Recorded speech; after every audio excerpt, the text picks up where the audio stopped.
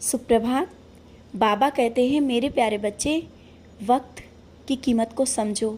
वक्त और रिश्ते दोनों में सामंजस्य बना कर रखो। जानता हूँ समय नहीं है, वक्त ही तो नहीं है, लेकिन कभी कभी रिश्तों में वक्त की बहुत ज़रूरत पड़ जाती है। रिश्तों को समझने के लिए ऐसा ना हो कि वक्त के कारण ही रिश्ते हाथ से निकलते चले जाएं। इसलिए पहले से ही समझा रहा हूँ, थोड़ा समय रिश्तों को दो समझने के लिए। जानता हूँ तुम कभी ये गलतियाँ नहीं करना चाहते हो, लेकिन इतने कामों के कारण, इतना समय नहीं है, व्यस्तता के कारण तुम नहीं दे पा रहे हो समय। बच्चे थोड़ा सा भी समय हो, रिश्तों को समझो, रिश्तों के लिए समय निकालो, बैठो, बात करो। दोनों की जो दूरियां आ रही हैं वो शायद कम हो जाएं। रिश्तों में दूरियां कम करने के लिए समय बहुत ज़रूरी है। अब तुम समझ गए हो ना तुम्हें क्या करना है।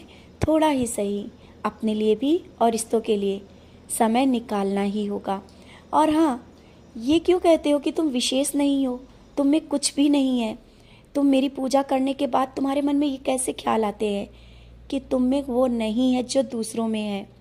दूसरों से तुलना करना बंद करो, मैंने कहा ना।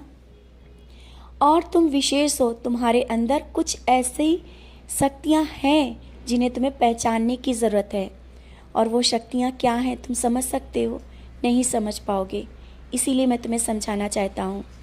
किसी को देखकर दया भाव होना, किसी के लिए प्रार्थना करना, किसी के दुख को देख करके, किसी के दर्द को देख करके दर्द को महसूस करना, यही तो वो शक्ति है जो मैंने तुमको दी है।